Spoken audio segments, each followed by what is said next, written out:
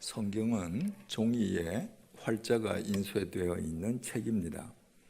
그러나 그리스도인치고 누구도 성경을 단순한 인쇄물 혹은 책이라고 여기지 않습니다. 오늘 본문을 제가 다시 읽어보겠습니다. 태초에 말씀이 계시니라.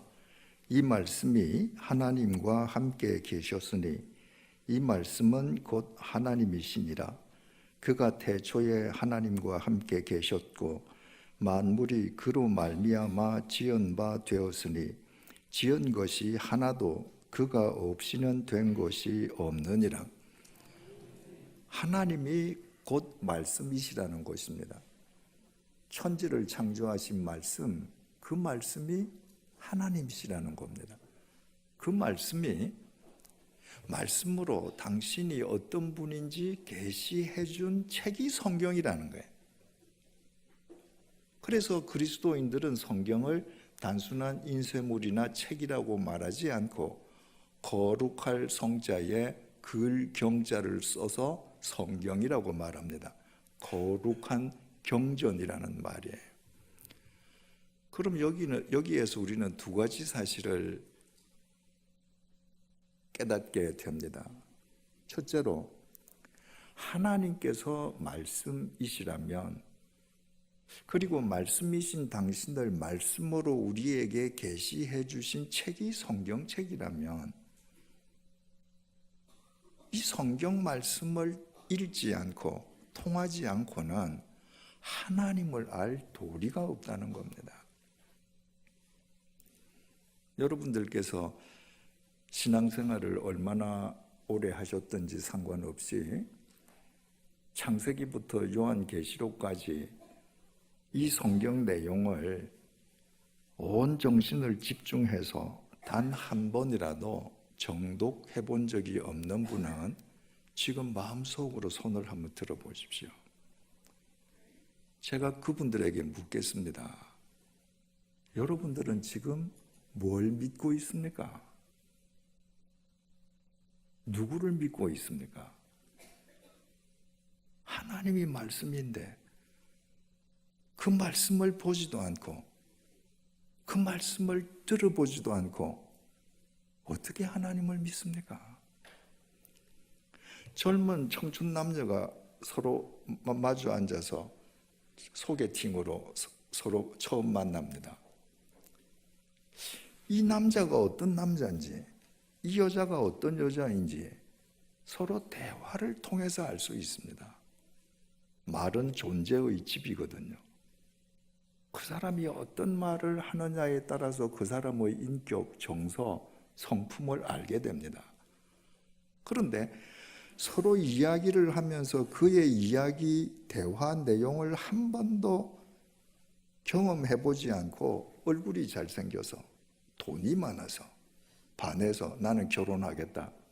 여러분, 그렇게 결혼한 사람이 행복한 거 보신 적 있습니까? 하나님 말씀을 한 번도 보지 않고 하나님을 믿겠다는 것은 그 경우하고 똑같습니다. 1년 365일인데 주일날 와서 예배 1시간 아닙니까? 그 1시간 중에서 목사님 설교 30분, 그거 듣고 하나님을 알 수 있다? 천만에요. 하나님을 알 수 있도록 도와줄 수는 있지만 그 설교만으로는 하나님 알 수 없습니다. 두 번째, 깨달을 수 있는 것이 있습니다. 하나님께서 말씀이시라면 그 말씀을 이해하려는 노력이 반드시 수반되어야 된다는 거예요. 여러분, 중학생이 말입니다. 대학생 형아가 쓴 글을 읽는다고 하십시다. 이해할 수 있겠습니까? 한글이니까 읽을 수는 있겠죠. 그러나 대학생 형아가 쓴 그 단어 한 단어의 개념, 그 개념이 합쳐져서 문장을 이룰 때 그 문장이 무슨 의미를 함축하고 있는지 중학생이 알 수 있겠습니까? 모릅니다. 한글은 읽을 수 있지만 그 깊은 의미는 알 수 없습니다. 그럼에도 불구하고 중학생이 내 형아 대학생이 쓴 글을 내가 반드시 읽고 이해하겠다면 그 중학생은 대학생 형아가 쓴 그 글을 읽고 이해하기 위한 노력을 반드시 투자하지 않으면 안 됩니다. 그 노력 없이 대학생 형 글을 읽었다, 나 다 읽었다, 그거는 한글로 읽었다는 거예요. 그 의미를 알 수 없습니다. 여러분, 피조물인 우리 인간과 우리를 창조하신 하나님과의 차이는 중학생과 대학생 정도의 차이가 아닙니다. 하늘이 땅에서 높은 만큼 하나님의 생각은 우리의 생각보다 높고 하나님의 길은 우리의 길보다 높다고 이사야서에 기록이 되어 있습니다. 하늘이 땅보다 얼마나 높습니까? 한이 없습니다. 우리의 생각과 하나님의 생각은 한이 없을 만큼 차이가 큽니다. 그 하나님의 말씀이에요. 그 하나님의 말씀을 내가 읽고 그 하나님을 내가 이해하고 알고 그 하나님을 좇으려고 할 때 그 하나님의 말씀을 바르게 알려고 하는 나의 마음씀과 시간씀을 투자하지 않고 그 하나님을 알 수 있습니까?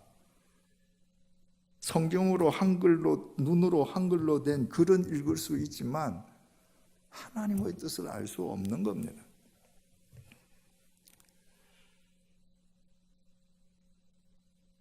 성경에 기록되어 있는 하나님의 말씀을 로고스라고 그러잖아요. 그 로고스가 육신을 입고 오신 분이 예수님이라는 거 우리 알지 않습니까? 헬라어로 로고스라고 하는 것은 본래 이성이라는 단어의 뜻이기도 하고 언어라는 뜻이기도 합니다. 그러니까 성경 말씀이 로고스다라고 할 때 이 로고스라는 그 단어가 이성이기도 하고 언어라고도 하는 말은 이 말씀을 이해하기 위해서는 우리의 영성이 동원되어야 하지만 영성으로 이 말씀을 바르게 이해하기 위해서는 우리의 이성도 동원되어야 하고 반드시 언어 훈련이 병행되어야 하는 겁니다. 여러분, 우리나라가 5,000년의 문화민족이라고 자랑하면서 우리는 언어 훈련이 없습니다. 여러분들 가운데에 나는 지성인이다, 지금 대한민국에서 나는 엘리트로서 살아간다라고 자부심을 가지신 분들이 많이 계실 거예요. 그런 분들에게 여쭤보겠습니다. 여러분들이 지성인이신데, 여러분이 엘리트이신데, 여러분들이 편지 쓰실 때 한글 사전 펴놓고 편지 쓰신 적이 있습니까? 없죠. 대한민국이라는 나라는 지성인들이 사전을 필요로 하지 않는 나라입니다. 여러분, 사전이 없으니까 똑같은 언어를 쓰는데 이걸 무슨 의미로 썼는지 나중에 가서 문제가 터집니다. 한국 사람들이 하루 종일 1년 내내 쓰는 단어의 개수가 몇백 개밖에 안 된다고 합니다. 그러니까 내가 쓰는 단어의 의미와 상대가 알아듣는 의미가 다른 거예요. 여러분, 또 우리나라 사람들 대화하다가 이렇게 대화합니다. 한참 얘기하다가 한 사람이 야, 근데 아무리 생각해도 그게 좀 그렇지? 그러면 그 말을 들은 사람이 그래, 그게 좀 그래 이래요. 그게 그렇지 할 때 이 그거는 뭐고 그렇지 할 때 그 그렇지는 뭡니까? 그 말을 들은 사람이 그래, 그게 그렇지 할 때 그게 하고 그렇지는 뭐죠? 한참 이야기하다가 한 사람이 야, 아무리 생각해도 그게 그렇지? 라고 할 때 그 말을 들은 사람이 네가 말하는 그게 뭐니? 묻지 않습니다. 서로 생각하는 그게 다른 거예요. 그래서 우리나라 사람들이 이야기를 하고 좋을 때 다 이야기하다가 문제가 터지면 서로 말꼬리 잡는다 그래요. 말꼬리 잡는 게 아니라 서로 다른 의미로 동일한 단어를 썼기 때문입니다. 언어 훈련이 없어서 그렇습니다. 여러분, 2000년 전에 아시아의 7교회 가운데에 주님께서 에베소 교회를 칭찬하신 내용 가운데에 이런 내용이 있습니다. 요한계시록 2장 2절에서 3절을 제가 읽어드리겠습니다. 잘 들어보십시오. 예수님이 지금 칭찬하시는 거예요.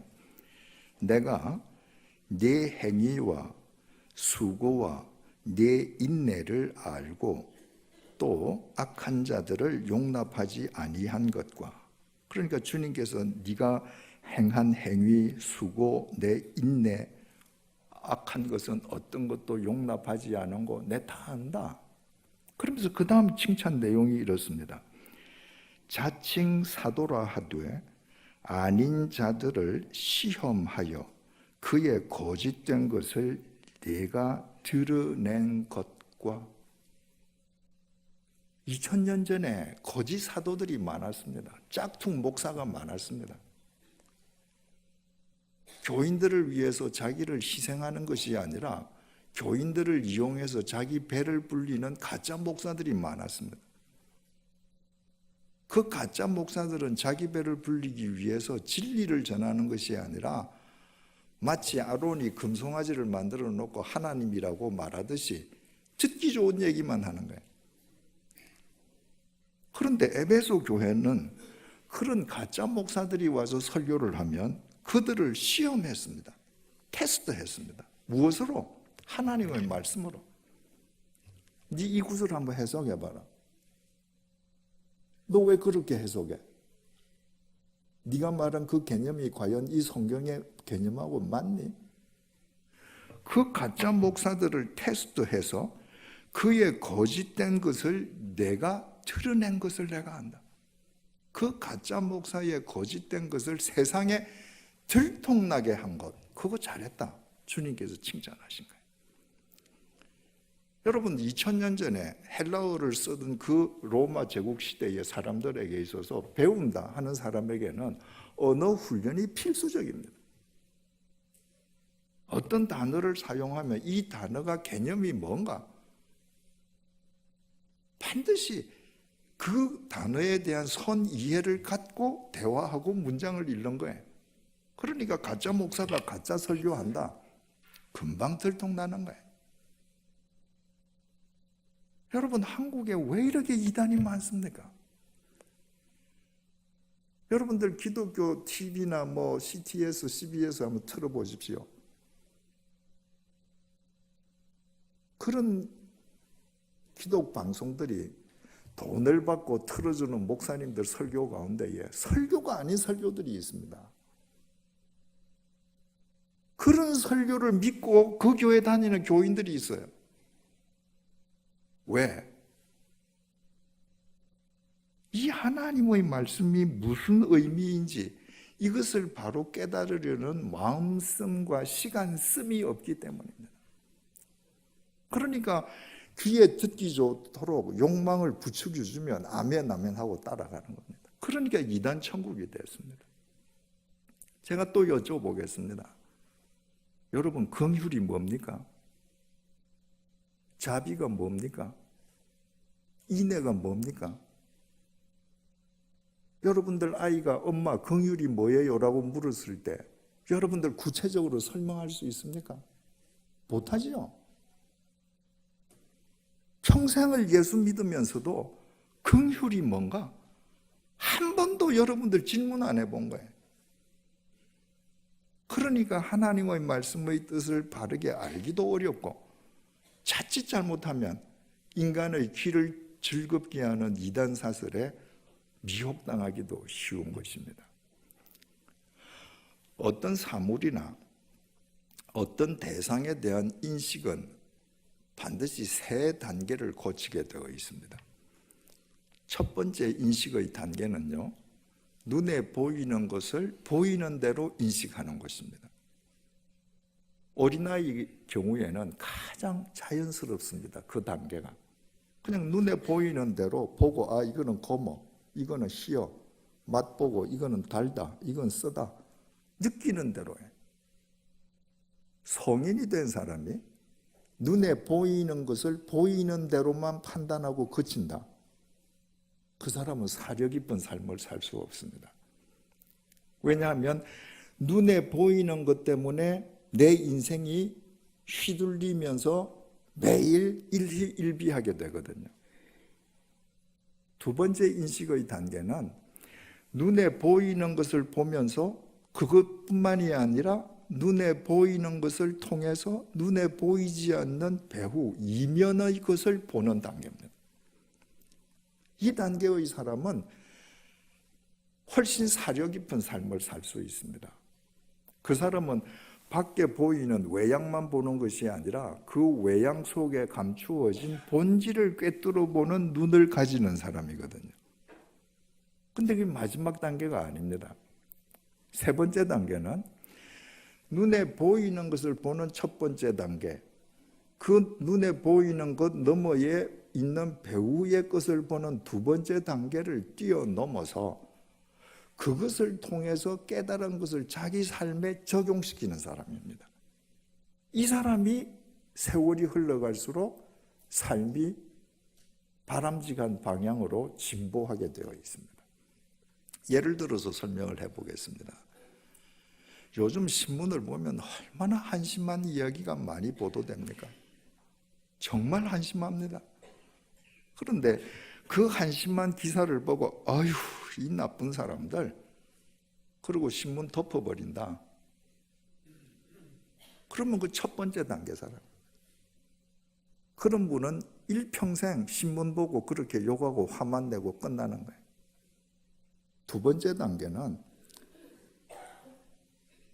그 신문이나 TV 보도를 통해서 한심하게 보이는 그 사건 너머에서 보이지 않는 그 배후, 우리 사회가 왜 이렇게 됐을까?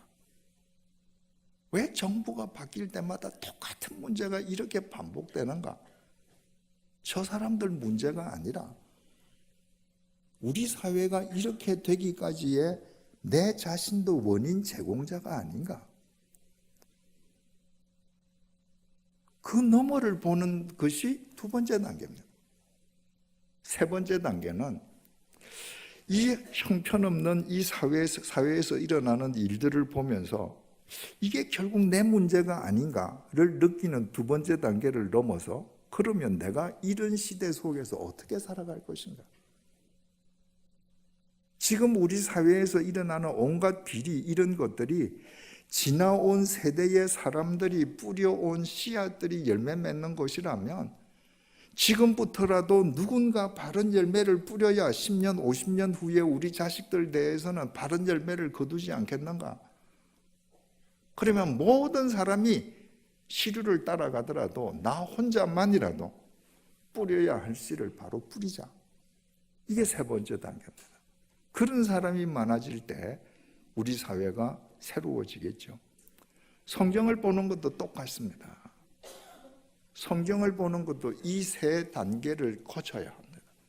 만약에 우리가 성경을 눈에 보이는 대로 이해하는 첫 번째 단계에 머물러 있게 되면 우리는 우리 본의와는 상관없이 율법주의자가 되어버립니다. 율법주의자들은 어떤 사람들인가? 율법으로 거치려하는 사람들. 율법을 따르는 것 같은 자기의 외적 삶의 모양으로 자기가 거룩하다고 착각하는 사람들입니다. 주님께서 그런 사람들을 가리켜서 외식하는 자라고 질타하시지 않았습니까?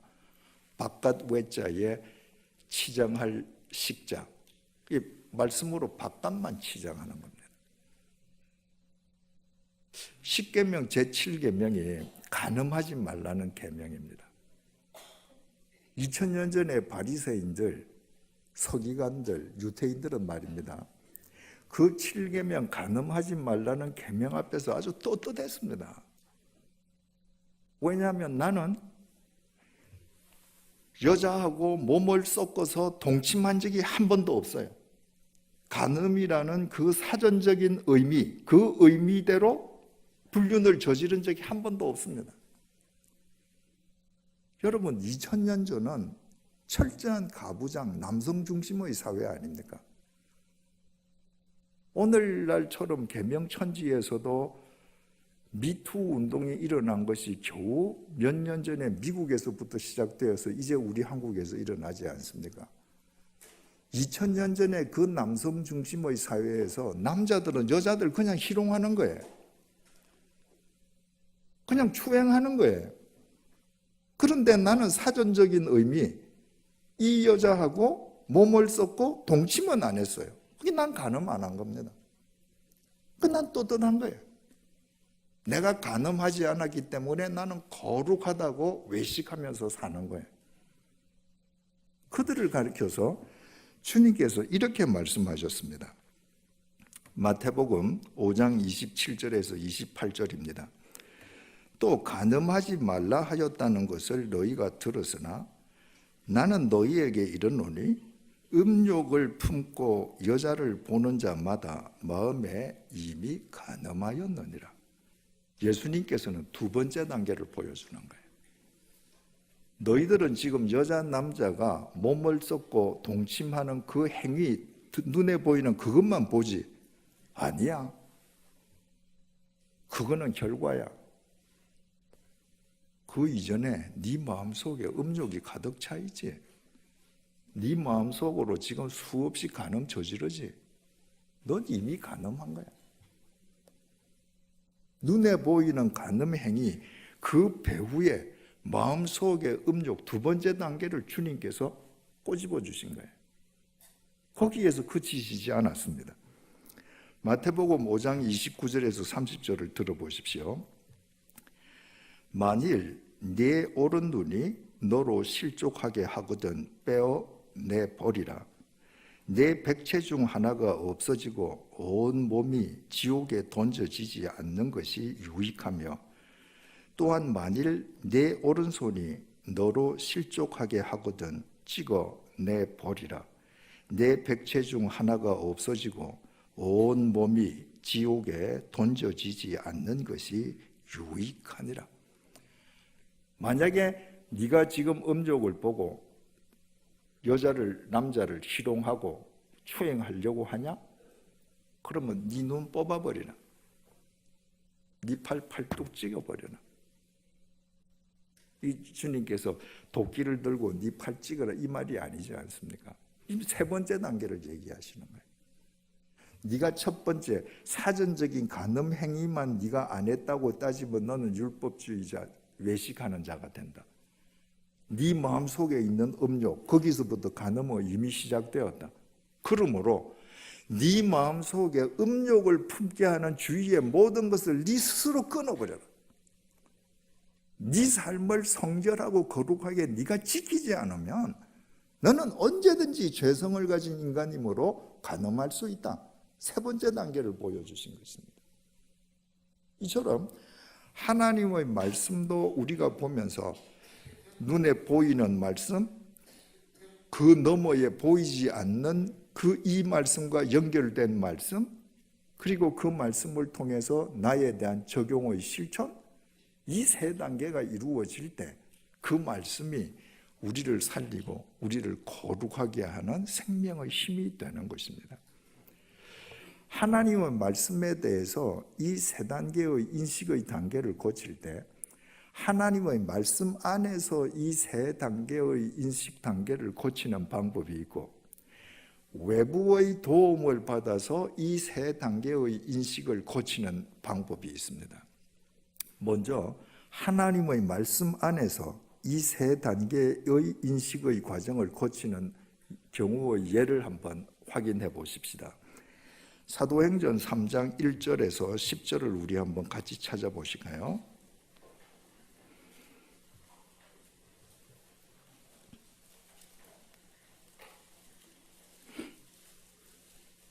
사도행전 3장 1절에서 10절입니다.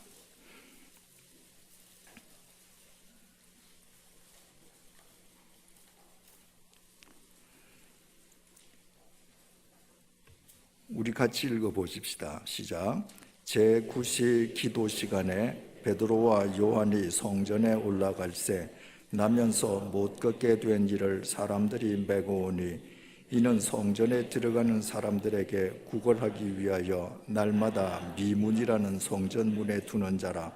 그가 베드로와 요한이 성전에 들어가려 함을 보고 구걸하거늘 베드로가 요한과 더불어 주목하여 이르되 우리를 보라 하니 그가 그들에게서 무엇을 얻을까 하여 바라보거늘 베드로가 이르되 은과 금은 내게 없거니와 내게 있는 이것을 네게 주노니 나사렛 예수 그리스도의 이름으로 일어나 걸어라 하고 오른손을 잡아 일으키니 발과 발목이 곧 힘을 얻고 뛰어 서서 걸으며 그들과 함께 성전으로 들어가면서 곧 기도하고 뛰기도 하며 하나님을 찬송하니 모든 백성이 그 걷는 것과 하나님을 찬송함을 보고 그가 본래 성전 미문에 앉아 구걸하던 사람인 줄 알고 그에게 일어난 일로 인하여 심히 놀랍게 여기며 놀라니라. 우리가 잘 아는 내용입니다. 예루살렘 성전은 들어가는 문이 4개가 있었습니다. 그런데 그 4개의 문 중에 동쪽에 위치해 있는 동쪽 문을 니칸도르 문이라고 했는데 그 문이 4개의 문 중에서 가장 아름다웠습니다. 그래서 아름다운 미자를 써서 미문이라고 사람들이 불렀습니다. Beautiful Gate. 그 문을 살아생전에 자기 눈으로 직접 보았던 역사가 요세푸스는 그 니카노르의 그 문은 고린도 청동으로 만들어져 있어서 동쪽에서 해가 뜰 때 그 청동이 이 햇빛을 받으면서 마치 황금빛으로 변한다는 거예요. 정말 아름답게 그지없다는 거예요. 그런데 그 아름다운 뷰티풀 게이트 앞에 선천성 하반신 마비자 안전뱅이가 앉아 있습니다. 이 안전뱅이에게는 이 미문은 그림의 떡이에요. 자기는 들어갈 수가 없습니다. 매일 아침마다 다른 사람이 자기를 메고 와서 그 앞에 앉혀놓고 앵벌이 시키는 거예요. 그 베드로가 가는데 이 사람이 베드로를 보고 한 푼 줍쇼 해서 베드로가 주목하고 나를 보라 하고 손을 내밀고 나한테 은과 금은 없지만 나사렛 예수에 일어나라 하고 일으켰다. 그 얘기 아닙니까? 근데 우리말로는 이 고린이 베드로를 보고 베드로가 고린을 보고 이 본다는 내용 자체가 구체적으로 번역이 안 돼 있는데요.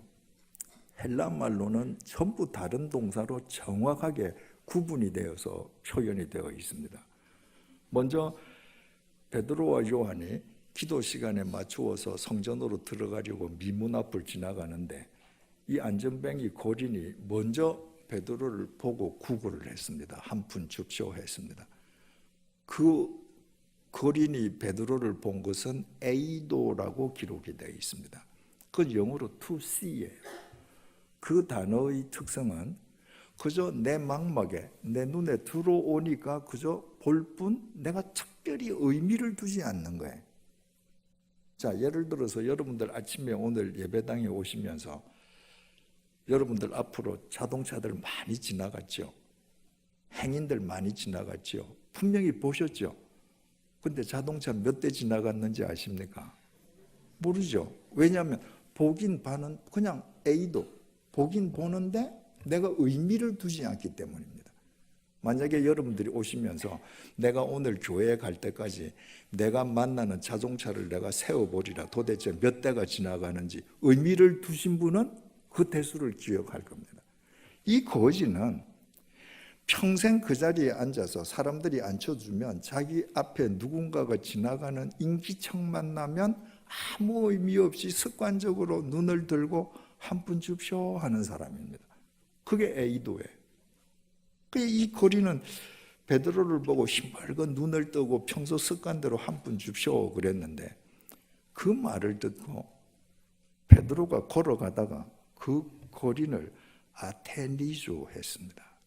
영어로 게이즈입니다. 응시했습니다. 거꾸로가 돼야 되겠죠.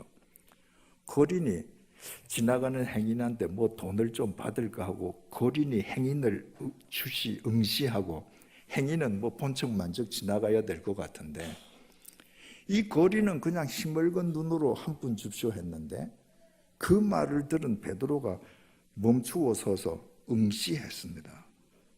그리고 그를 응시하다가 베드로가 이 거린에게 말했습니다. 형제여, 나를 블레포하시오. 나를 주목하시오, 이 말입니다. 그런 희멀건한 눈으로 보지 말고 나를 똑바로 주목하시오. 그랬더니 이 거린이 혹시 뭘 줄라는가? 그리고 이 베드로를 에페코 했습니다. 에페코는 give attention, 자기 온 시선을 베드로에게 집중했다는 거예요. 그러니까 힘붉은 눈으로 베드로를 봤는데 베드로가 응시하면서 형제여, 나를 주목하시오. 그래서 이 거린이 지금 자세를 고쳐 앉으면서 베드로에게 온 시선을 집중합니다. 서서 안전뱅이를 내려다보는 베드로의 시선, 앉아서 베드로를 올려다보는 이 거린의 시선이 지금 불꽃을 튀기고 부딪힙니다. 그때 베드로가 이 거린의 손을 잡았습니다. 형제여, 당신이 나에게 요청한 은과 금은 나한테 없습니다. 근데 나한테는 있는 것이 있습니다. 나사렛 예수의 이름으로 일어나 걸으세요. 그리고 잡아 일으켰습니다. 그랬더니 이 사람이 벌떡 일어나서 걸었습니다. 그리고 그림의 떡이었던 그 미문 안으로 뛰어 들어가면서 하나님을 찬양했습니다. 우리가 잘 아는 내용 그대로예요. 이 내용대로만 해도 굉장히 은혜스럽습니다.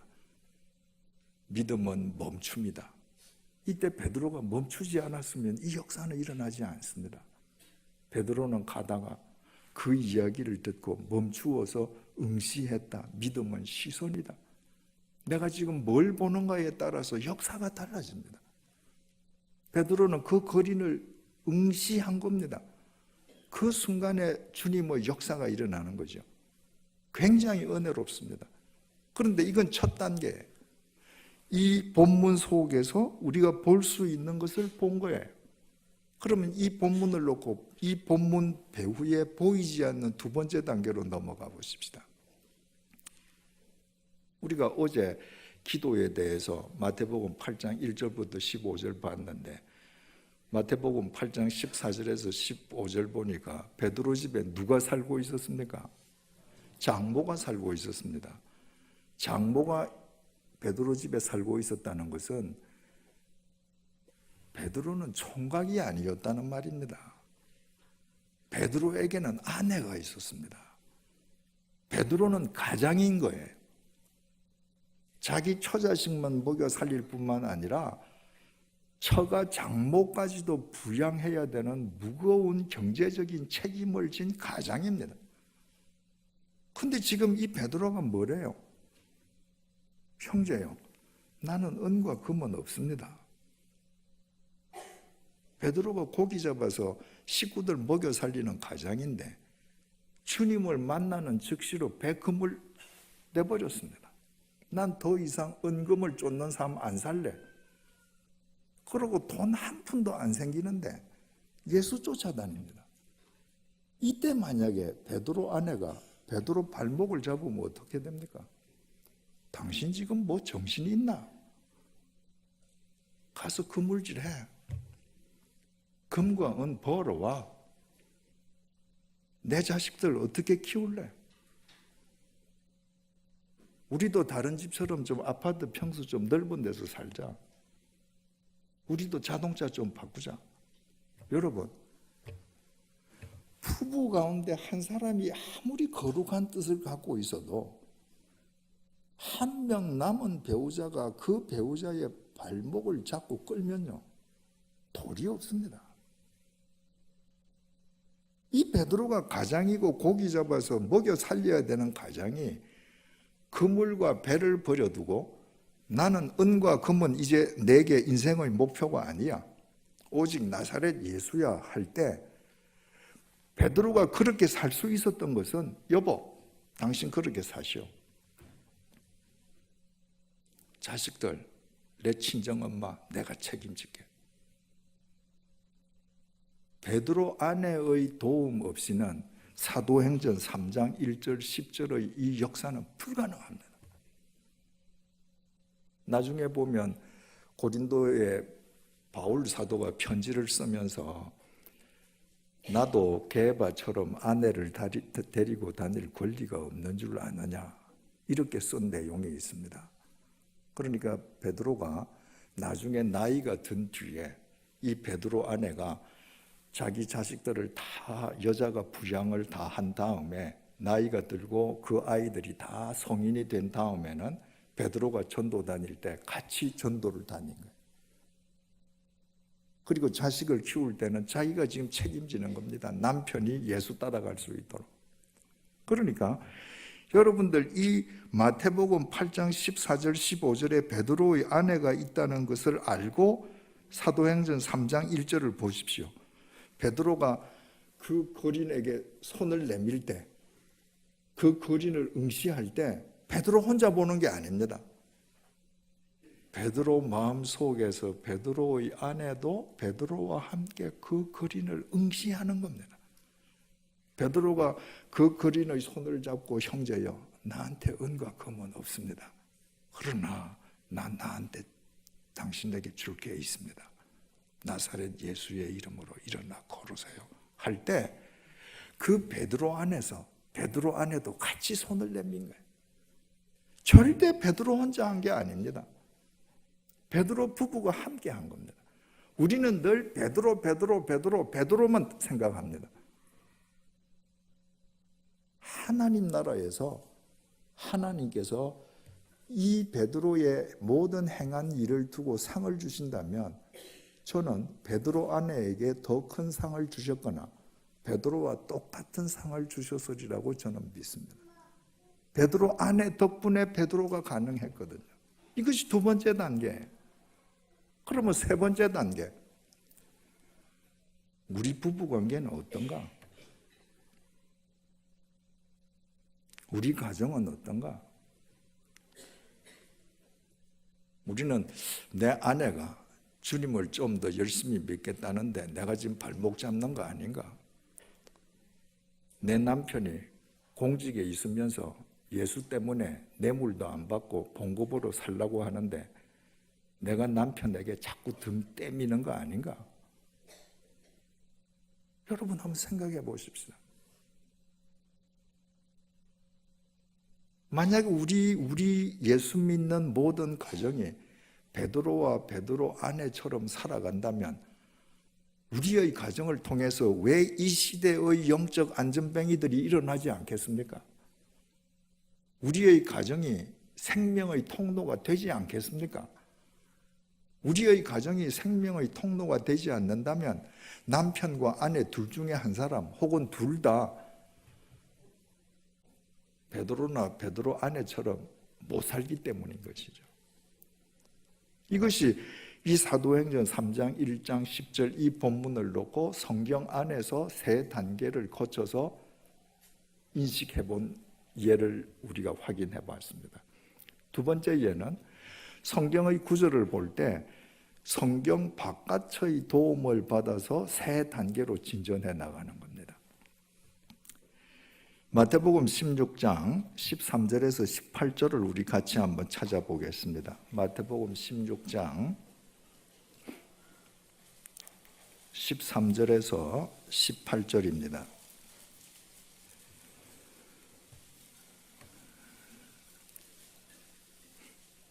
마태복음 16장 13절에서 18절.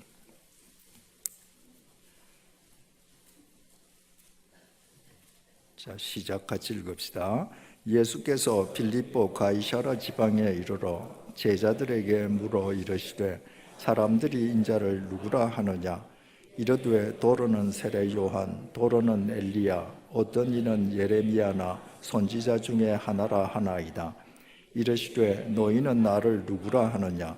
시몬 베드로가 대답하여 이르되 주는 그리스도시요 살아계신 하나님의 아들이시니이다. 예수께서 대답하여 이르시되 바요나 시몬아 내가 복이 있도다. 이를 네게 알게 한 이는 혈육이 아니요 하늘에 계신 내 아버지시니라. 또 내가 네게 이르노니 너는 베드로라. 내가 이 반석 위에 내 교회를 세우리니 음부의 권세가 이기지 못하리라. 주님께서 제자들에게 물으셨습니다. 얘들아, 세상 사람들이 나를 가리켜 뭐라고 얘기하냐? 그 제자들이 얘기했습니다. 어떤 사람은 세례 요한이라 하고, 어떤 사람은 예레미야라 하고, 또 뭐 어떤 사람은 엘리야라 하고, 하여튼 당신을 선지자 중에 한 명이라고 세상 사람들이 얘기합니다. 여러분, 이게 무슨 말이겠습니까? 이 세 평이. 구약 시대의 선지자들은 전부 가난한 사람들입니다. 옷도 제대로 못 입는 사람입니다. 제대로 먹지 못하는 사람들이에요. 그게 남루한 옷을 입고 피골이 상접하고 보잘것없는 몰골이에요. 그러니까 세상 사람들이 나를 누구라 그래? 라고 할 때, 세상 사람들이 볼 때 예수를, 그 예수의 몰골을 볼 때 아무리 좋게 봐도 선지자 정도 이상으로 볼 수 없다는 거예요. 그래, 그러면 너희들한테는 내가 누구로 보이냐? 그랬더니 베드로가 우리가 잘 아는 그 위대한 고백을 하지 않습니까? 주는 그리스도, 당신이 메시아, 그리고 당신이 성자 하나님, 하나님의 아들이십니다. 그 예수님께서 그 베드로의 고백을 받으시고 반석과도 같은 그 베드로의 고백 위에 내 교회를 세우리라 천명하셨습니다. 그 이후로 모든 교회는 이 고백 위에서 세워집니다. 교회는 건물이나 제도가 아니라 나사렛 예수를 메시아, 성자 하나님이라고 믿는 사람들의 모임이에요. 이것이 오늘 이 본문을 통해서 볼 수 있는 첫 번째 단계입니다. 그럼 이제 두 번째 단계로 넘어가 보십시다. 여러분들이 성경을 보실 때 성경을 보면서 질문을 제기해야 답을 얻습니다. 이 지금 굉장히 중요한 문답이잖아요. 제자들에게 누구냐고 물었고 제자들이 자기들의 입으로 당신이 메시아라고 처음 고백했고 주님께서 그 고백 위에 내 교회를 세우리라. 2000년 기독교 역사에서 교회와 관련한 가장 중요한 문답이거든요. 그런데 어떤 질문이냐? 왜 주님께서 이 질문을 예루살렘에서 안 하셨는가? 왜 주님께서 이 질문을 갈릴리에서 안 하셨는가? 왜 주님께서 베세다 벌판에서 혹은 심산 유곡 산속에서 이 질문을 안 하셨는가? 왜 주님께서 3년 동안 제자들과 함께 생활하시다가 하필이면 가이사랴 빌립보에 가셨을 때에 제자들에게 이 질문을 하셨을까? 그래서 여러분들께서 사전에 여러분들이 어떤 포털 사이트를 이용하시든지 그 검색 기능에다가 가이사랴 빌립보라고 한번 쳐보세요. 그러면 간단하게 이렇게 나옵니다.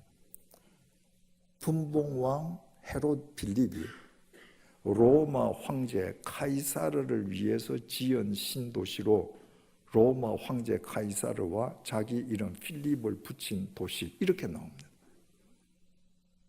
가이사랴 빌립보라는 것은 가이사랴가 카이사르입니다. 로마 황제입니다.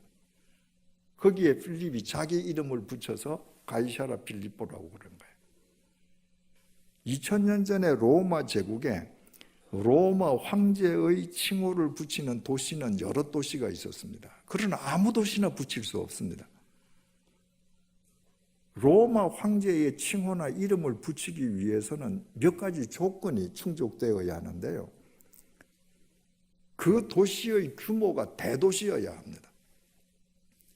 조그마한 소도시 지어놓고 로마 황제 이름을 붙인다. 그 프로젝트를 입안한 사람은 로마 황제한테 치도군이를 당하겠죠. 로마 황제의 위상에 걸맞게 대도시여야 합니다. 뿐더러 그 도시의 가장 중심 장소 혹은 그 도시의 가장 높은 언덕에 반드시 로마 황제를 위한 신전을 만들어야 합니다. 로마 황제는 당시에 인간이 아니었습니다. 인간의 경배를 받는 지상의 신이에요. 황제, 자기가 자기를 신으로 생각하는 거예요. 그래서 황제의 칭호가 붙으면 황제의 신전이 있어야 합니다. 거기서 예수님이 물으신 거예요. 너희들한테 내가 누구냐? 그랬더니 베드로가 당신이 메시아시고 당신이 하나님의 아들 성자 하나님이십니다. 그러면 여러분, 그 가이사라 빌립보라는 대도시, 황제의 신전이 인간을 압도하는 그 대도시 속에서 예수님과 베드로가 주고받는 그 문답을 우리 머릿속에서 그릴 수 있죠.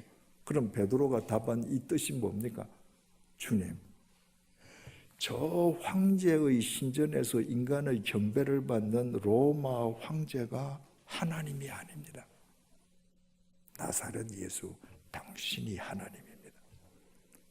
삼권의 권력을 쥐고 세계 최고의 군권을 지니고 있는 로마 황제가 우리를 구원하는 메시아가 아닙니다. 당신이 우리를 구원해 줄 메시아입니다. 그 고백인 거예요. 추석을 가하자면, 주님, 우리는 어떤 경우에도 인간 욕망의 극대화를 상징하는 황제의 길을 추구하지 않겠습니다. 우리는 이 세상에 어떤 경우가 있더라도 길이요 진리요 생명이신 나사렛 예수, 당신이 가는 길을 쫓겠습니다. 이 고백입니다. 그래서 주님께서 그 고백을 받으시고 반석 같은 이 고백 위에 내 교회를 세우리라. 이것이 두 번째 단계입니다. 그러면 세 번째 단계로 넘어가 보십시다. 이것을 오늘날 우리에게 적용을 해보십시다. 우리는 어떻습니까? 오늘 한국 교회는 어떻습니까? 입으로는 주는 그리스도시요 하나님의 아들이라고 고백하는데 몸은 황제의 길을 쫓고 있지 않습니까? 세상에서 출세하고 성공하는 게 우리 최대의 목적 아닙니까? 이 위대한 고백을 한 베드로 앞에 이제 주님께서 당신이 메시아라는 게 밝혀졌기 때문에 내가 예루살렘에 올라가면 장로들과 대제사장들한테 고난을 받고 십자가에 못 박혀 죽었다가 사흘째 되는 날 다시 살아날 것이다. 주님께서 구속사역을 비로소 밝히셨습니다. 그랬더니 베드로가 어떻게 했습니까? 예수님을 붙잡았습니다. 옷자락을 붙잡았습니다. 그리고 우리 성경에 항변했다고 되어 있습니다. 헬라어로 에피티마오, 야단쳤습니다. 말도 안 되는 소리 하지 말라고. 당신이 메시아고 당신의 하나님 아들인데 어떻게 인간의 손에 죽냐고. 말도 안 되는 소리 하지 말라고. 여러분 생각해 보십시오. 지금 방금 전에 베드로가 당신이 메시아고 당신의 하나님 아들이라고 고백했으면 예수님께서 뭐라고 말씀하시든 그 말씀에 순종해야 되잖아요. 그런데 고백은 했는데 예수님이 십자가 고난을 얘기하자마자 예수님 옷자락을 잡고 베드로가 예수님을 야단을 쳤습니다. 지가 하나님인 거예요. 왜냐하면 베드로가 고백은 당신이 주라고 고백을 했는데 베드로의 마음은 여전히 황제의 논리 쪽을 향하고 있습니다. 황제의 논리로 볼 때 하나님의 아들이 인간에게 십자가 고난을 받고 죽는다, 말이 안 되거든요. 그때 예수님께서 뭐라고 그러십니까? 사탄아, 물러가라. 너는 나를 넘어지게 하는 자로다. 너는 하나님의 일을 생각하지 않고 사람의 일을 생각하는도다. 방금 위대한 고백을 하고 하나님께 칭찬을 받았던 베드로가 사탄으로 질타를 당했습니다. 여러분, 교회는 아무리 많은 사람이 모여도 주님을 쫓는 참된 제자의 그룹일 수도 있고 입으로는 주님을 쫓는데 실제로는 황제의 길, 만몬을 섬기는 사탄의 무리로 전락할 수도 있습니다. 오늘날 교회가 왜 신뢰를 상실했습니까? 오늘날 교회가 예수 그리스도의 길을 쫓는다면 우리가 좀 덜 먹고 덜 잘 살아도 예수의 길을 쫓는 빛과 소금이 되면 우리는 모두 세상으로부터 추앙받을 것입니다. 그런데 교회가 세상으로부터 신뢰를 상실한 것은 거룩을 이야기하면서 모두들 다 황제의 논리를 쫓고 있기 때문입니다. 세상 사람들하고 하나도 구별이 안 되는 것입니다.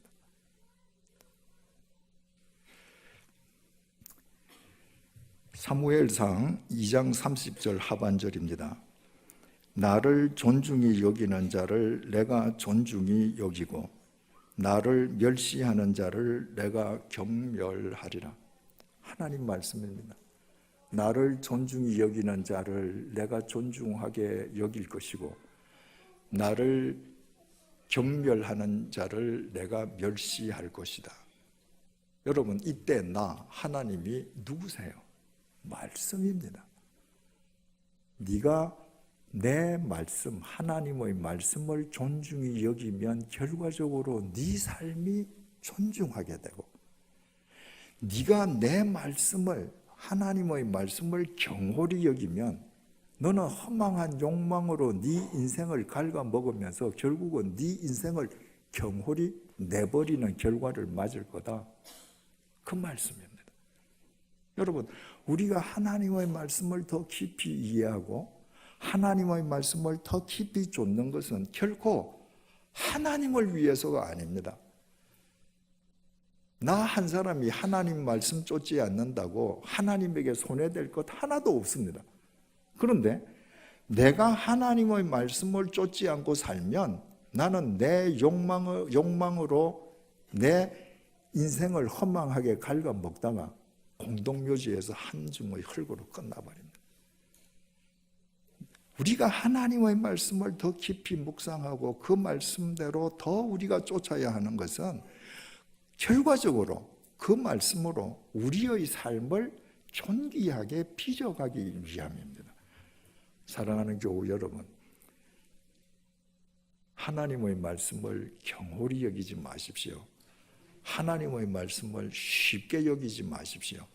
하나님의 말씀을 더 이해하기 위해서 여러분의 마음과 시간을 쓰십시오.